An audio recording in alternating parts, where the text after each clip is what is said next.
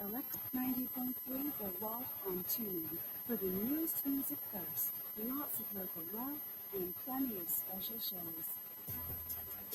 It's Wednesday, time for Rock Solid Sports. It's hit high in the air into left field, and that ball is gone. George Beck has given Tennessee the lead. Christian Scott, a leap at the fence. He robs a home run. Sponsored by Fieldhouse Social, the modern sports bar next to campus at University Commons. Fieldhousesocial.com. Ben Joyce kicks and delivers. Strike three. Rock Solid Sports, the only show with a home field advantage for UT Athletics. Here's tonight's host.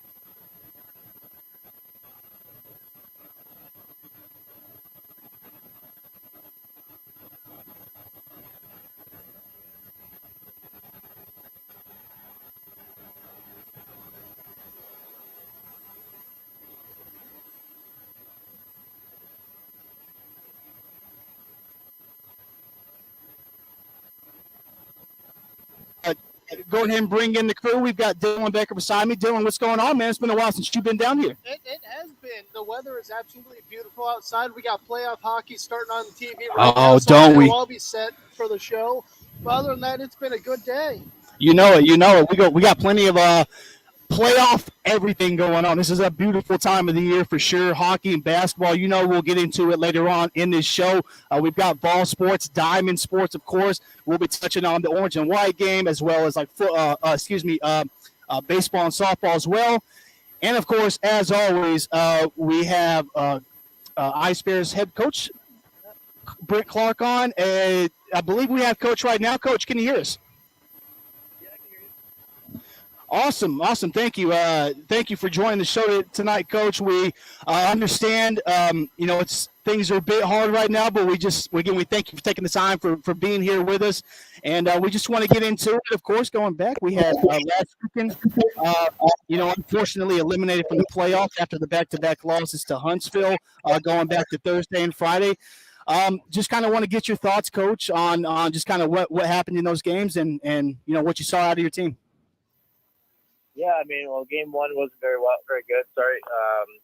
We didn't come out as hot as we thought we were going to, and I really thought we were prepared enough.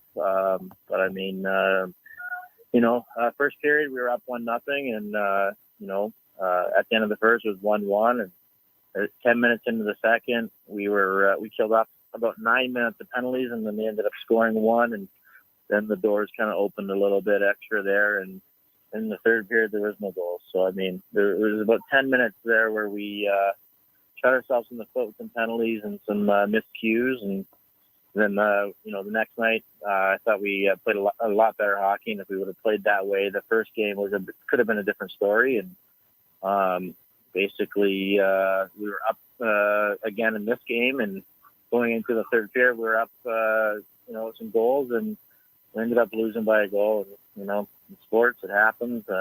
Not the outcome we wanted. But we just got to build now for next year. So, Coach, at the end of the season, obviously, the league started announcing all of their all-star teams. You had Rourke Russell named to the all-rookie team, and Justin McDonald, Dino Balsamo, and again, Russell on the all-SPHL team. 3 guys on the all-star team. How's that kind of feel for the team? Yeah, no, that's fantastic for those guys. Happy to see that happen for those players. And, J-Mac, league MVP, no doubt. Great player, great leader for us. And Dino Balsamo as well. He came on strong in the second half. And then obviously young Rourke Russell doing what he does on D. And I thought he played pretty well throughout the whole season for us when we got him. Guys in the studio, you got anything?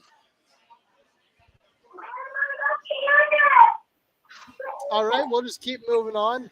Obviously, with it being the off season, what are you kind of looking for in preparing for next year? I know on the end of the season post, you said you were most excited to start recruiting, which was obviously funny, but in a serious note, what are you looking for the next year's roster? No, exactly. Just seeing where we need to make our adjustments and our improvements. We know some of those things already, and just seeing what players will be returning, who will go to Europe, who will go to ECHL, move up, who will retire. And as soon as we get that, throughout the season talks going, and get with some of these college players, Division I, Division III, coming out of school, and they're going to come in hungry and find their pick and choose the right ones and sign them to training camp agreements, bring them in to be hopefully Ice Bears. Yes, sir. And Coach, I mean, when we first came into the season, going back a few months ago, we talked about just kind of your expectations coming into the season, especially, this being your first year at the helm and whatnot, and what you expected coming in, with Knoxville and everything. So now that we are at the end of this season, and obviously, did not end the way that we all, would have liked to have seen, of course, but at the same time, how do you evaluate this season now that you're beyond it, as far as where things were at from day one to how you feel the team progressed all the way to the end? Yeah, I mean, from day one, I took over the team late, so I didn't get to do, the brunt of the recruiting, and had to make some decisions fast. And I really thought we had a good group. We could have been better at some areas, and less penalties most likely. But all in all, I thought we had a really good season. We're all around, and we led the league and the whole league in goals for. And I know we had second most against, but we led the league in something in one department. And nobody wanted to come into our arena and play us because they knew we were the toughest team in the league. And sometimes you take penalties and that you don't want. But next year is next year, and you start fresh and you move forward, and you build on what you were trying to accomplish last season. All right. Guys in studio, you got anything? All right, I guess go ahead. Yes. Sorry, this is Devin, Coach. I was just going to ask, what are you most? I know you talked earlier about how there's still so much to sort out with this roster and everything. Guys going to Europe, guys retiring. But is there something in particular about this team that you're really looking forward to next season? Yeah, just seeing how our the young rookies that we had, how they develop. Being their second year and maybe less nervous and ready, more. Mature and see how those guys do, and add some pieces like they were, like some spark plugs coming in and putting it all together. That's the fun part. The fun part is putting it all together and the right group of guys together and seeing how it unfolds. All right, Coach, and then again, just to wrap things up, one more time, as we know, the off season is a time when a lot of hockey players and coaches just take some time off, whether it be golfing, fishing, or jumping immediately into training for next year. What are you doing up until training camp? Yeah, I got big into the boating the last couple of years, and I usually am going to do that kind of stuff to unwind. But do a lot of recruiting from there too. I have my laptop on me all the time there, and I have the Wi-Fi, so. Just that and recruiting all summer and just trying to, build a winning product in Knoxville. Recruiting while boating. That's a whole new step to the game, Coach. That's something you're going to have to let Coach Heupel in on. That just sounds like the way to do things. You know what it is? Float out there, and you have no worries. You can talk to the kids on the phone and take as much time as you need, and get to know their personalities and. Quiet space, and I'd rather do it there than do it in an office somewhere. So, Well, Coach, I knew there was outside of you being the beloved Ice Bears coach, I knew there was a strong reason I liked you. You're a reasonable man. That makes a lot of sense to me. So maybe something I can implement in my daily life. Coach, as always, we appreciate you being on the show. We just want you to know how dearly you guys and just the Ice Bears in general are so beloved here in Knoxville. Despite the ups and downs, we are always glad to go out and support the team.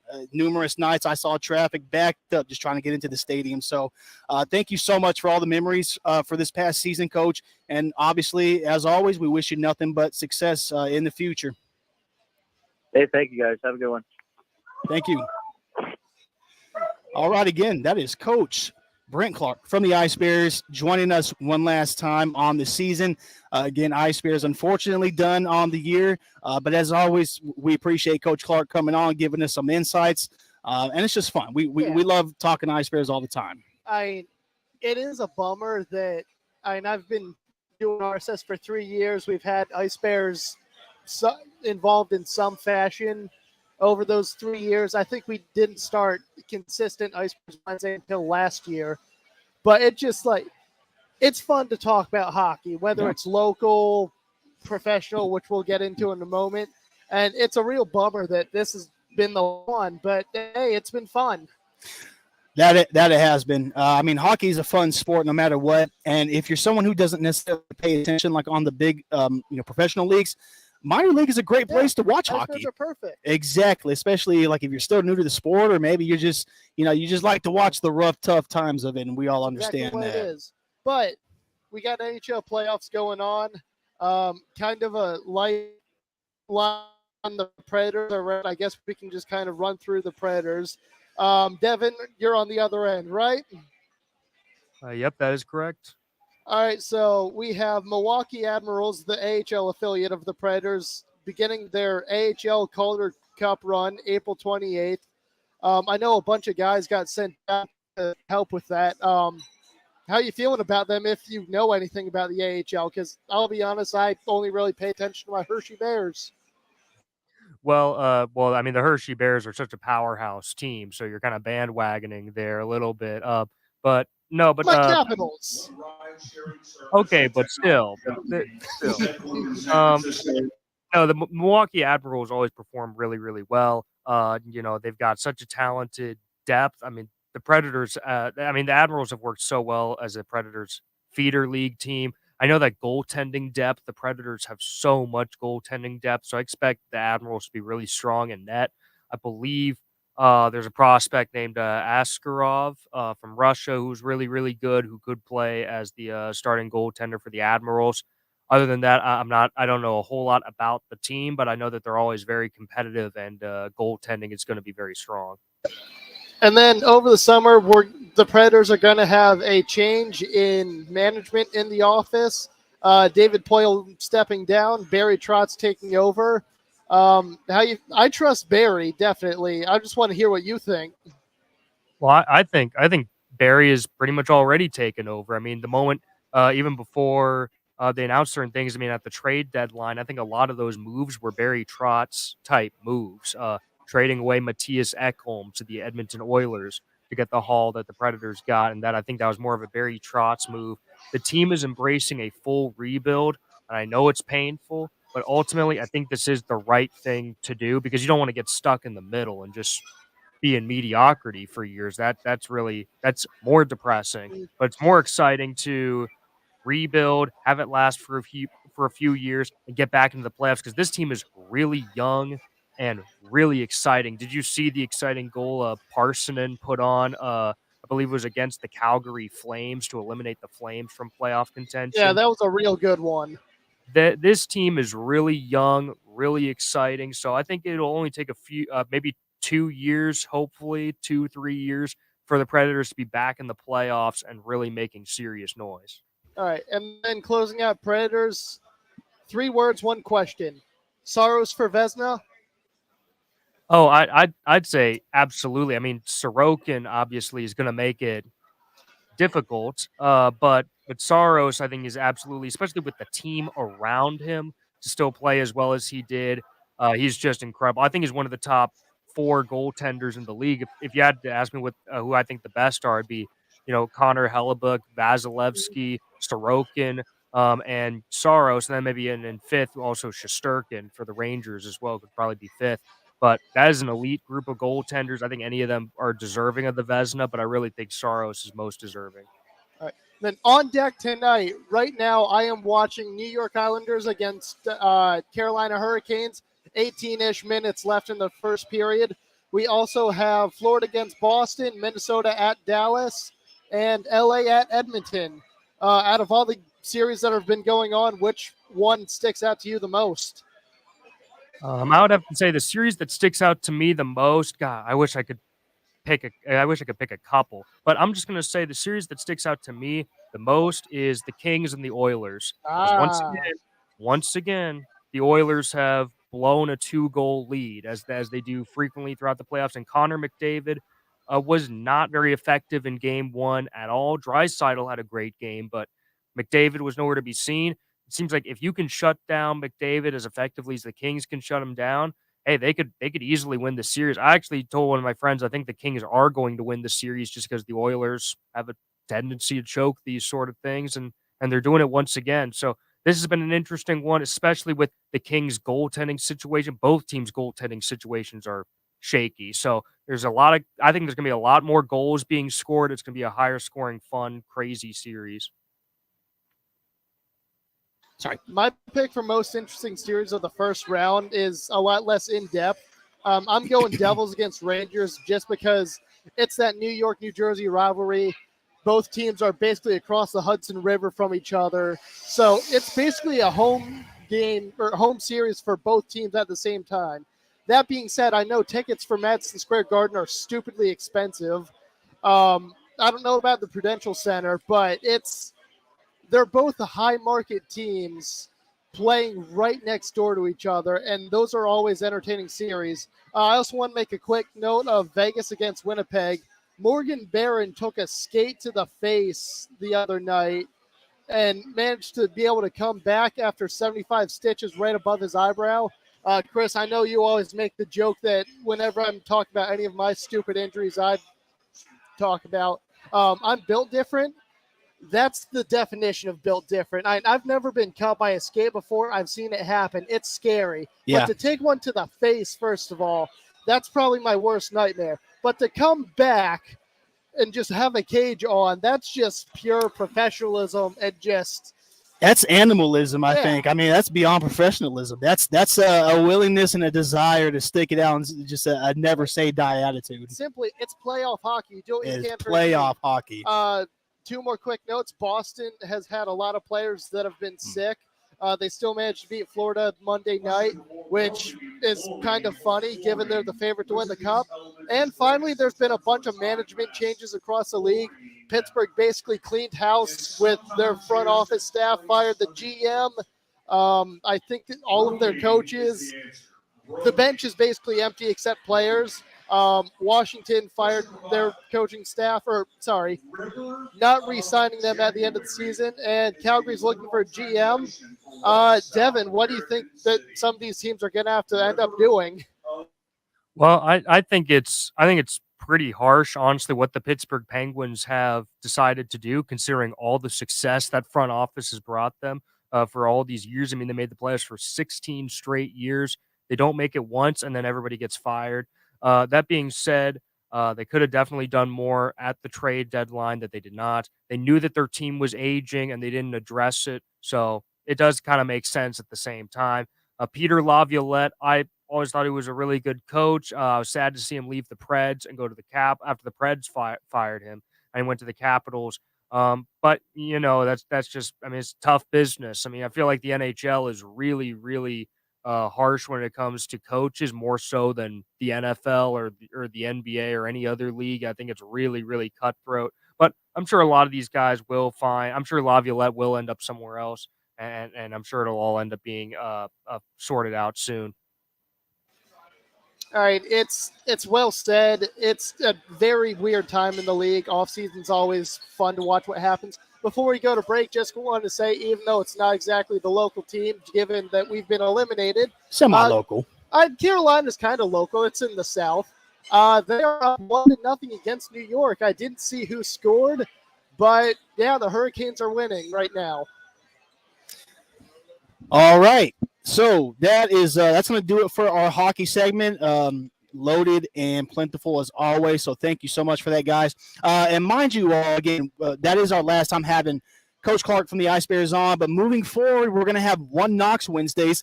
So we will have their coach on and have a chance to kind of get to know them better. So everyone look out for that. We've got our guy Dominic in-house, who also has always got the latest scoop on what's going on with One Knox. So when we get into our third segment later on down the road, we are going to provide some updates from One Knox SC.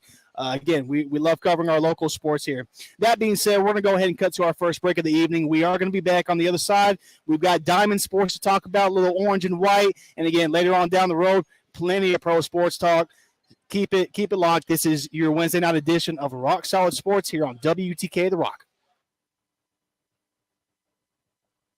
Hey, this is Matt from Matt and Kim, and you're listening to 90.3 The Rock. Support for WUTK comes from Fieldhouse Social, the modern sports bar next to campus at University Commons. Fieldhouse Social serves American craft fare such as burgers, wings, and more with high tops around the bar, a separate dining area, and a center lounge with leather chairs and couches in front of their 23-foot LED TV wall for Tennessee and pro sports. Fieldhouse Social is an outdoor patio with trivia twice a week and sponsors Wednesday's Rock Solid Sports. FieldhouseSocial.com. Volunteer Radio remains on the air thanks to support from the UT Athletic Department. The 2023 baseball Vols season runs February into May, with games against SEC rivals Florida, Vandy, Kentucky, and more at Lindsey Nelson Stadium.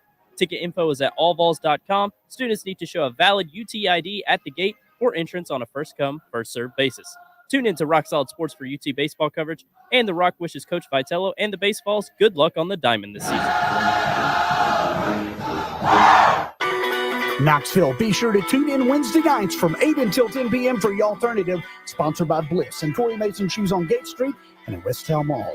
And Bliss Home at the Gallery Shopping Center, also sponsored by Boyd's Chicken Grill Bar and Live Music Venue in the heart of Knoxville's Old City. The Alternative features 2 hours of the best in Americana music from the station who first brought Knoxville music by bands from back in the alt-country days, like the Jayhawks, Uncle Tupelo, Steve Earle, and Jason and the Scorchers, to 90s Americana like the V-Roys, Whiskey Town, Lucinda Williams, Sunvold, and others, to modern-day Americana musicians like Molly Tuttle, Tyler Childers, Casey Musgrave, Sturgill Simpson, Billy Strings, and the Punch Brothers. You'll also get classic Americana like Johnny Cash, the band, and Emmylou Harris, and there's always Patsy Cline at 9. Tune in Wednesday nights at 8 for The Alternative.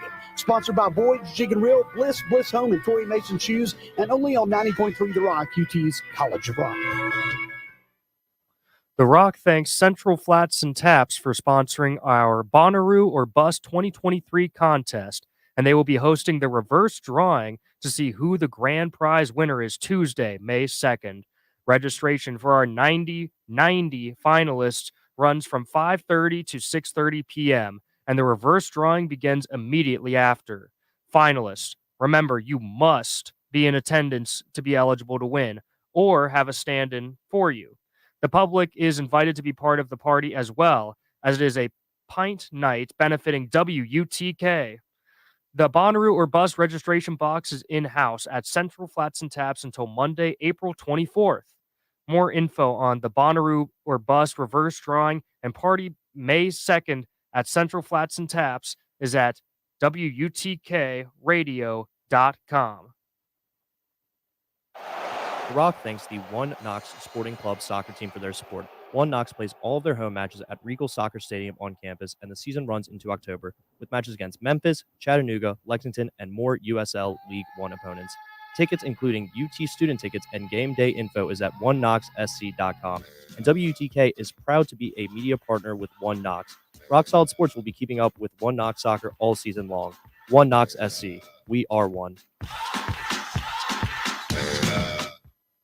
Volunteer Radio thanks our on-campus media partner UTDailyBeacon.com for their support. The Daily Beacon has served UT Knoxville as the official student editorially independent newspaper since 1906, featuring up-to-date campus and city news, sports and info on UT and Knoxville events, and the sign-up for the Beacon newsletter is on the website. The spring semester print issues of the Daily Beacon hit the streets Wednesdays at over 50 locations on campus, and stories are published daily at UTDailyBeacon.com. The Daily Beacon sponsors WUTK's UT News and Issues show, Rocky Top Roundup, Tuesday nights from 7 to 8 p.m. The Rock receives support from The Hill, Fort Sanders' destination for wings, beer, and sports, including a pre- and post-game hang for UT baseball and softball. The Hill is the home of Rock Solid Sports Friday broadcasts from 6 to 7 p.m. Located on Forest Avenue, just blocks from the UT campus, The Hill is open 11 a.m. to 3 a.m. every day and has a large covered patio. TheHillKnox.com. This is Brian Walsh-Slager. This is 90.3 The Rock, local music's best friend. Support to keep The Rock on the air comes from the UT Athletic Department and the UT Lady Vols softball team, whose 2023 home season schedule at Sherry Parker Lee Stadium features games against SEC rivals Alabama, Florida, South Carolina, and others. Allvols.com for general public tickets, and UT students are admitted with a valid student ID while seats remain. The Rock wishes Coach Weekly and the Lady Vols softball team good luck on the diamond. The Rock thanks Cool Beans 1817 Lake Avenue, 1 block south of the Strip, for sponsoring and hosting the Monday Night Rock Solid Sports broadcast at 7 p.m. Cool Beans offers lunch daily and is 21 and over after 9 p.m. with a full and late night menu, and is the pre- and post-game on-campus location for Vols and Smokies baseball and Lady Vols softball. MLB, pro soccer, and even the Preds on the big screens. CoolBeansBar.com or their Facebook page for more info.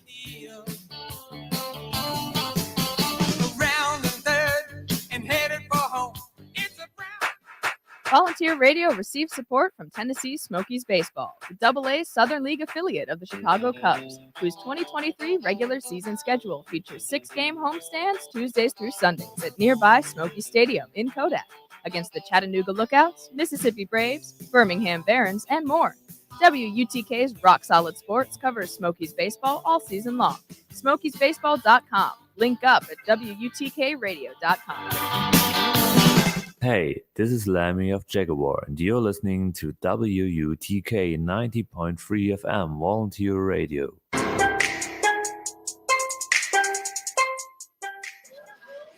And welcome back to your Wednesday night edition of Rock Solid Sports down here at Fieldhouse Social. This is Chris Clark, your host as always, here with Dylan Becker.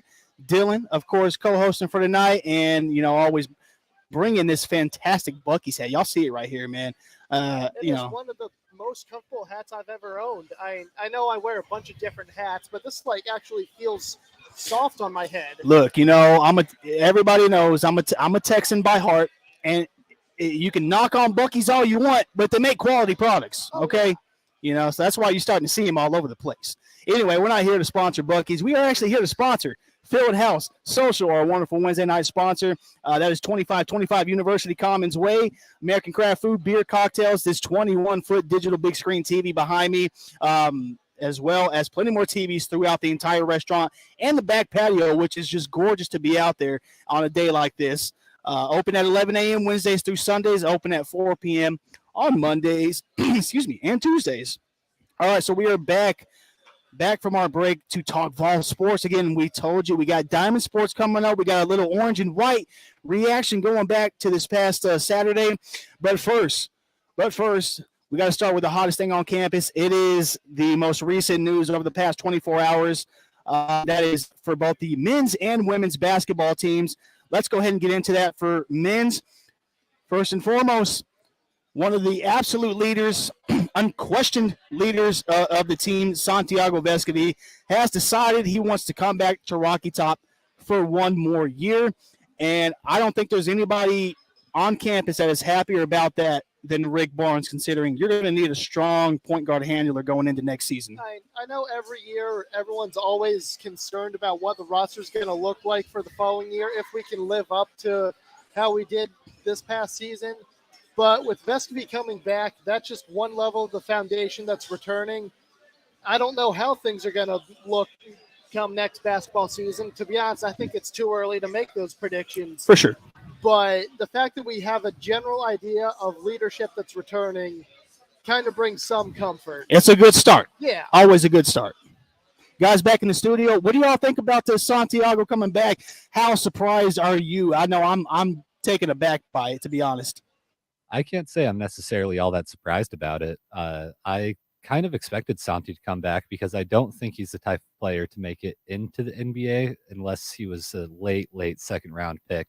And that's not a knock on his game. It's just not suited to the modern NBA, I would say. But I mean, I'm very happy to have him back, very happy to have him here. It's incredibly important to this team to have leaders like that and being able to build off of what was accomplished this season, which I mean, it's always fun to go back to that Duke game. That felt so good, especially after a season where people weren't too happy with their basketball team, even though they have historically outperformed a lot of UT's basketball teams. It's really nice to have a guy like Santi back. Yeah, I would say so as well. Santiago Vescovi is going to bring back a lot of leadership, a lot of experience, a lot of really good experience. And as you said earlier, Dylan, with his ball handling, his shooting ability, if he can take another step forward in his game, I'm sure he's going to be working extremely hard. He's a guy who actually has a chance to make it into the NBA. Yes, it is a little bit of a long shot. It would be kind of close, but it's not completely unrealistic. So I think he's somebody who mentally is going to probably train harder than he's ever trained before. He's going to get really serious, and I expect him to take another huge step forward for us next season. Yeah, so as you hear in the background before I ask this question, but when we talking about Santi, you're talking about his situation right now. Yes, Santi could have tried to have gone to the draft, tried out for a team this year, but he just felt deep down that this is the best thing for him to do is to come back here. I'm sorry, this guy in the background's distracting me. But as far as Vescovi, yes, it is a situation where I think he needed to come back. I'm curious what you all think when it comes to him and it comes to the NBA. I just think. Do you think it's a situation where there was nothing else that he could have done, and maybe he should have just gone on to the NBA? Or what do you expect to see from Vescovi as he's coming back this season? What does he need to do to propel himself to maybe be more of an NBA standout, kind of improve himself? He's already one of the older guys. He's been around for some years now. We know the later you stay in college, the less likely you are to make it to the league, and that's with almost any sport. But, I mean, what do you guys need to see from Vescovi? And I guess, do you feel like he's doing this to try and improve his draft stock? Or is this just, I just felt the absolute need to come back and just play one more year here at Rocky Top? I think he's doing it more to just give back to the team he's been with for so long. I know getting drafted is very hard regardless of what sport it is. It doesn't happen to a lot of people. And when it does, it's essentially lightning in a bottle for you. Sure. But giving back to the team that's helped you grow as a player is a very important thing for a lot of players to do. To be fair, I'm not knocking guys who go to the draft as soon as they can, but when you come back for that extra year, even if you don't have to, it really shows who you are, not only as a player, but as a person. I think that's pretty sound. Yeah. Go ahead, Dominic. What you got on this? Yeah, for me, it's definitely more of a decision that I think he recognizes he's not really bound for the league and that his options were sort of either to go Euroball or continue playing here. And obviously, Santi is a guy who really loves it here. So like Dylan said, it is about giving back. And then also I think it's made possible by NIL collectives and just our ability to be able to pay these guys what they're deserved. Otherwise, I think he would be going to play Euroball or somewhere else professionally. But to improve his NBA stock, there's a lot he would have to do. I mean, he needs a quicker release. He's a good ball handler, but he's not super quick on his feet. And a lot of the guys in the NBA are just so quick now. There's a lot of talent in the league. The league probably needs to expand at this point. I don't really see that guy making the NBA as much as he's a phenomenal college player. And I love having him here. And he's one of the best balls we've seen. I don't think he's got it for the NBA. For as much as I have loved watching Vescovi over the years, again, I've said it numerous times. In a way, he certainly reminds me of one of my more favorite players from the league, from my team, Manu Ginobili, and just the way it's the left-handedness, it's the the efficiency with which he can get in and out of the paint. He can finish at the rim, but he's also got that shot. I feel like Vescovi, for whatever reason, one or another, has just not lived up to maybe the talent he can be, and that's just my opinion. I think he's been a phenomenal player, but I do think he can get to the league, and he can be a valuable asset to a team. That being said, in my honest opinion, he's not a first-round pick. He is more a mid to late if he gets in. But that being said, there's tons of athletes we've seen come through before who are just gems, who are absolute gems, who just need the right situation to really cultivate their abilities as a player. So happy. That being said, happy for Vescovi, happy he's returning here. We had the emotional senior night going back just a couple of months ago, where we celebrated all the guys. So it is nice that now that the dust has settled, that we do have one more who's decided to spend another season with us here on Rocky Top. Moving on to women's real quick, we've got the Kelly Harper contract extension. Now, this is something we talked a lot about going back this past season, guys. As far as Kelly Harper, we talked about, is she on the hot seat? Moving through the season, is she off the hot seat? Is she better? And then now all of a sudden we get a contract extension. I think if you'd have told people this was going to happen going back 3-4 months ago, it would have blown everyone's minds. At this point, how do you guys feel about the contract extension with Kelly Harper? Do you feel like, obviously she earned it to some degree, but obviously there's still a lot left to be desired when we're watching Lady Vols basketball. And if Danny White has faith in her, I have faith in her. Good answer. I know that's very simple, but we talked a lot early in the year about potential replacements. I think it was as early as like late October, early November, this was a topic of discussion. But given our AD has decided to give her that extension, it shows that he thinks that she's capable of bringing the team to the next level. It's just a matter of getting the right formula together, and she's the main ingredient of it. Yeah, I think this one's a really interesting decision because, like you said, we've talked a bit about her kind of being on the hot seat. I don't know if this is a decision that makes a ton of sense. I don't know how much was left on her current contract, and I definitely want to see her around for a while longer to see what she's capable of, especially because we haven't really seen her recruit too much for this next season. But it's very interesting to see what'll happen, and I think maybe part of the reasoning why there's the contract extension is because I think Kelly Harper is really good for the culture at this school, and she's been phenomenal with the team and promoting the Lady Vols culture, which is huge. And, you don't want to upset things on the hill if things are going right with football. That's another thing, too, that I think crosses the athletic director's mind. And, everything at the school, it all works together. And I think Kelly Harper is an important part of that. Yeah, and with how impressive, defeating LSU, the eventual national champions, in the semifinals, the way that the Tennessee Lady Vols did, and then going on to have an extremely dominant first 2 rounds. Like in the history of women's college basketball, that was one of the most dominant first 2 rounds ever in tournament history. Only UConn has had more dominant performances than that in the first 2 rounds. So even though the Lady Vols fell to Virginia Tech in the Sweet 16, the way that they finished the year was still extremely impressive. So I think, and knowing that the team could have a good bit coming back, obviously Horston is not part of that, but we'll have to see what the team does in the transfer portal. Already some big things like getting a big time player from Belmont coming in. There just seems to be a lot of good things heading in the right direction for the Lady Vols. So it makes sense to give Kelly Harper a couple more years at least. Well, I certainly agree with you all that she has become quite the staple here. We know going back her history with the Lady Vols, so she is a nice, I guess, coaching figure to have to leading the Lady Vols. And I certainly have always appreciated having Kelly here. There's been a lot of ups and downs. We know that, but let's be honest. Some teams, sometimes you just have to go through the years where eventually you become such a dominant program. I know, it's definitely taken some coaches some time. So I don't know if Kelly Harper can ever get the Lady Vols back to what they used to be. Let's be honest. Who can replicate the success Pat Summitt once had? But I do think down the stretch, Kelly Harper can be great for the Lady Vols again. Let's move forward, guys. We got baseball talk. Unfortunately, fortunately, so our baseballs coming off a not-so-well series against Arkansas. Got swept over the weekend down in Fayetteville. Vols drop out of the rankings. This is new territory for us. We haven't experienced this in a couple seasons. You know, the results against Tennessee Tech yesterday were even more disappointing.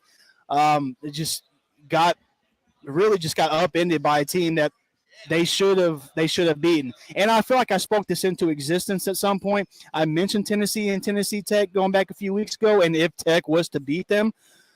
So I feel bad. But nevertheless, though, we're looking at the baseball team here. I don't know what more is left to be said in terms of how we expect this season to go, because we were midway through the season. We knew about the base running errors. We knew about other simplistic things that could be ironed out, and that this Tennessee team, everyone still believed, could be a top 10, top 15 team easy if they just kind of hone everything, kind of bring it all together.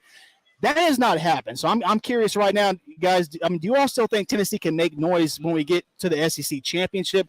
Nothing about Omaha. I don't want to hear nothing about that. But getting to the SEC championship, can Tennessee still make some noise once we get there? Or how are we looking right now? I think it's possible to show up to the SEC championship. Honestly, I can't really guarantee a win.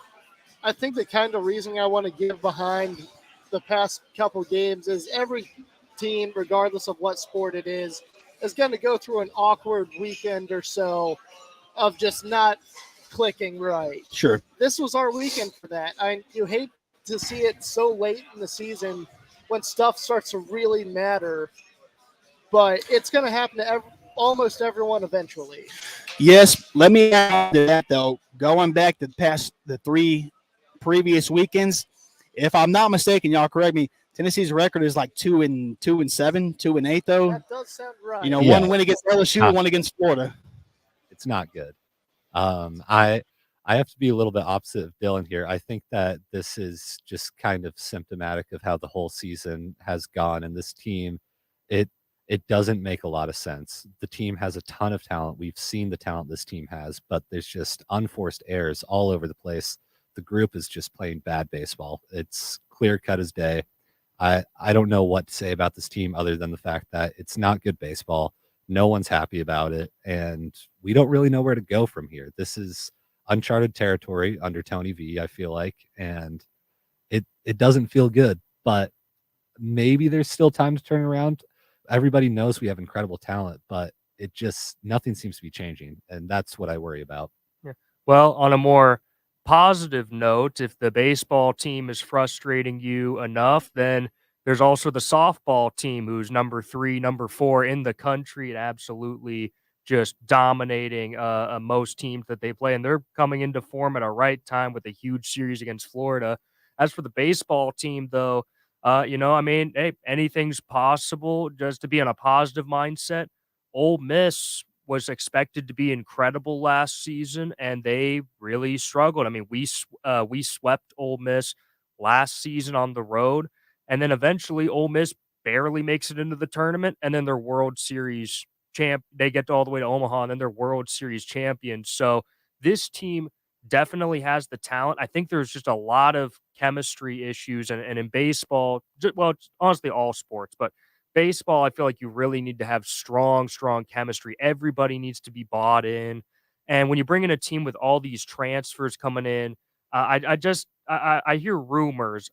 Don't know any of these things for fact, obviously, just rumors, but rumors that the team is not gelling well. There may possibly be disagreements in the locker room. There may not be the same chemistry that's with this team that's with other teams in the SEC. And if they can figure out how to tune out those distractions, then I think that they absolutely could be a top 10, top 5 team. They have the talent, they have the coaching, and maybe in the future, Tennessee should try to go back to being more organic through recruiting and coaching rather than the transfer portal. But that's kind of more of just a personal opinion of mine. Yeah, it's I know Ole Miss somehow snuck in last year and really surprised everybody. I never give up hope, but looking at this team right now, they don't give me a lot to go off of. It's unfortunate, but you can't expect every season to be like last year.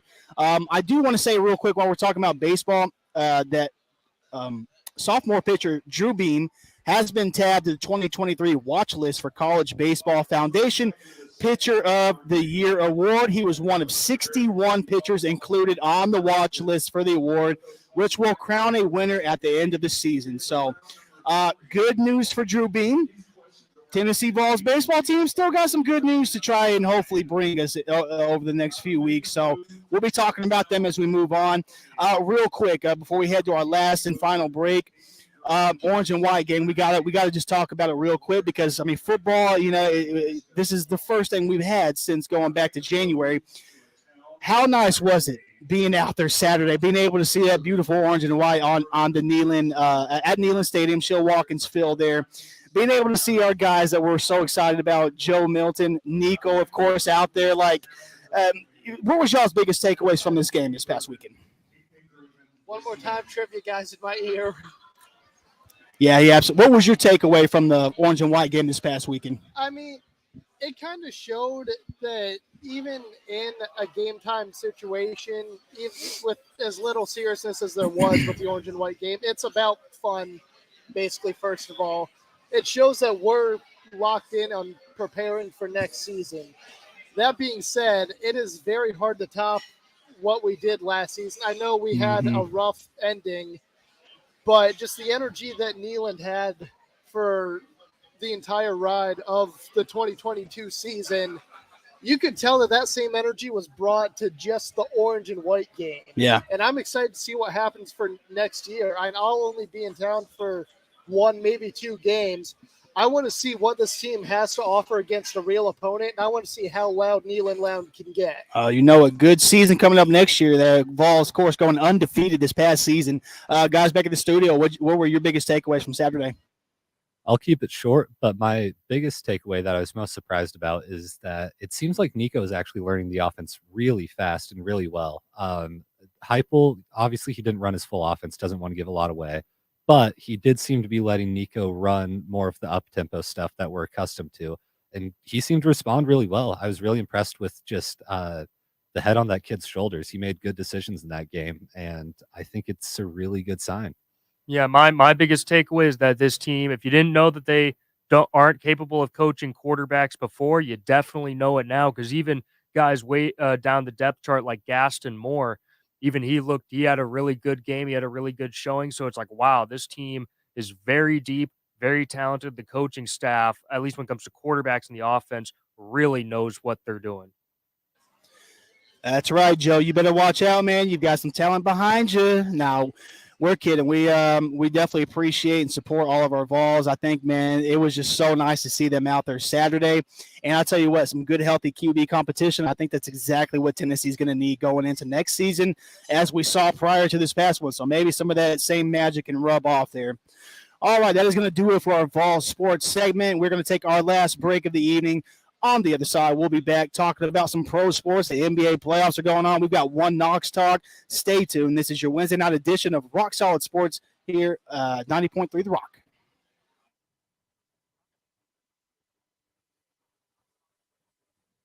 American craft food, beer, and cocktails, plus a 25-foot big screen at University Commons Way. Fieldhouse Social welcomes sports fans and others alike to enjoy dishes like the citrus marinated chicken, grilled Faroe Island salmon, and smoked ribs. FieldhouseSocial.com or on Twitter and Facebook. Volunteer Radio remains on the air thanks to support from the UT Athletic Department. The 2023 baseball Vols season runs February into May, with games against SEC rivals Florida, Vandy, Kentucky, and more at Lindsey Nelson Stadium. Ticket info is at allvols.com. Students need to show a valid UT ID at the gate or entrance on a first-come, first-served basis. Tune in to Rock Solid Sports for UT baseball coverage, and The Rock wishes Coach Vitello and the Baseballs good luck on the diamond this season. The Rock thanks the One Knox Sporting Club soccer team for their support. One Knox plays all of their home matches at Regal Soccer Stadium on campus, and the season runs into October with matches against Memphis, Chattanooga, Lexington, and more USL League One opponents. Tickets, including UT student tickets and game day info, is at oneknoxsc.com. And WUTK is proud to be a media partner with One Knox. Rock Solid Sports will be keeping up with One Knox soccer all season long. One Knox SC. We are one. WTK thanks Cool Beans, 1817 Lake Avenue, 1 block south of the Strip, for sponsoring and hosting the Monday night Rock Solid Sports broadcast. Cool Beans' annual crawfish boil featuring live music by Milkshake Fatty, prizes including the Big Green Egg Grill, and more, hosted by Sweetwater Brewing Company, is Saturday, April 29th. Eventbrite.com or the Cool Beans Bar and Grill or event Facebook page for advance tickets to the 2023 Crawfish Boil, April 29th. The Rock thanks Cool Beans, 1817 Lake Avenue, 1 block south of the Strip, for sponsoring and hosting Monday night Rock Solid Sports broadcast at 7 p.m. Cool Beans is the campus headquarters for food, brews, pool, shot starts, sports, and more fun. Tuesday night is team trivia night, and Thursday nights are for bingo.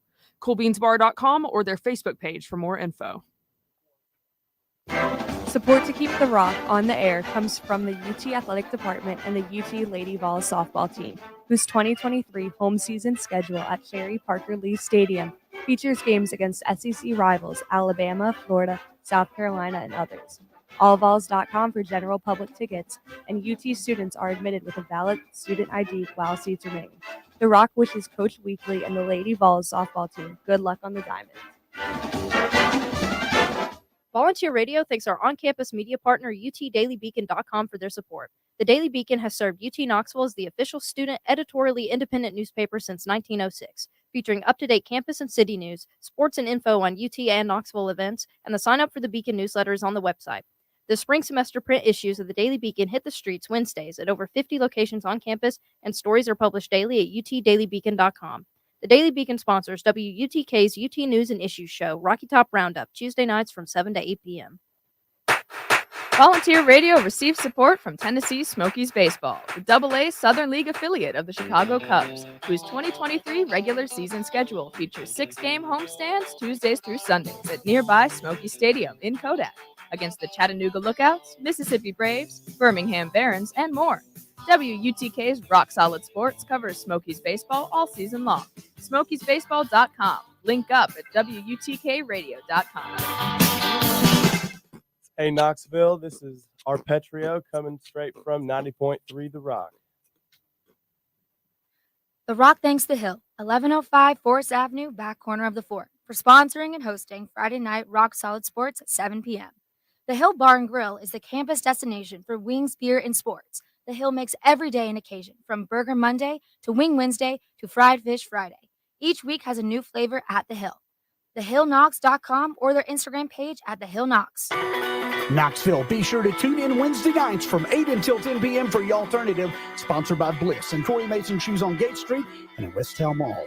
And Bliss Home at the Gallery Shopping Center, also sponsored by Boyd's Chicken Grill Bar and Live Music Venue in the heart of Knoxville's Old City. The Alternative features 2 hours of the best in Americana music from the station who first brought Knoxville music by bands from back in the alt-country days, like the Jayhawks, Uncle Tupelo, Steve Earle, and Jason and the Scorchers, to 90s Americana like the B-Boys, Whiskey Town, Lucinda Williams, Sunvold, and others, to modern-day Americana musicians like Molly Tuttle, Tyler Childers, Casey Musgrave, Sturgill Simpson, Billy Strings, and the Punch Brothers. You'll also get classic Americana like Johnny Cash, the band, and Emmylou Harris, and there's always Patsy Cline at 9. Tune in Wednesday nights at 8 for The Alternative. Sponsored by Boyd's Chicken Grill, Bliss Home, and Corey Mason Shoes, and only on 90.3 The Rock, UT's College of Rock.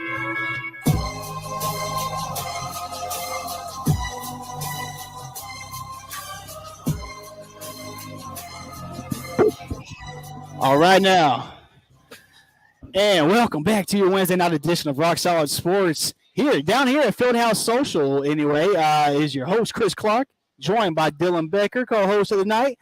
Welcome back into the show. We were on our last segment here, and we're going to get into some pro sports here. We got one Knox talk, so we got some local pro sports for you, and we'll also talk about some NBA playoffs. Just to give you a quick update on One Knox SC, I know they are still relatively new into their season this year. Going back to last week's match, they had a matchup with Central Valley Fuego, and that ended with a 1-1 tie. It was 1-0 at the half. One Knox was leading at that point, but in the 57th minute, Central Valley Fuego able to tie it up. And moving forward this week, they have got another, of course, tough opponent that will be against the Tormenta, or the Storm for you non-Spanish speakers.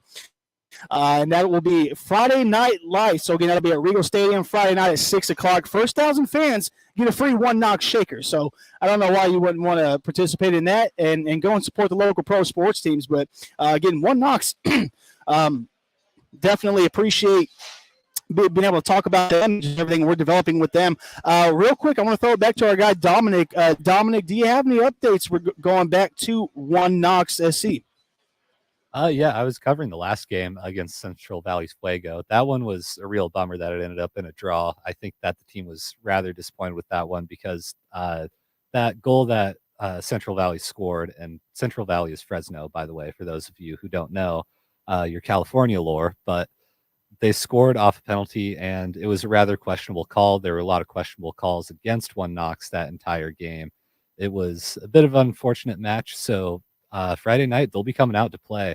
They're really looking forward to being able to rest and train and get those set pieces perfected because they had a lot of chances to score off the set piece in that game against Central Valley, but did not score a single goal from a set piece. So the team is really looking forward to that game.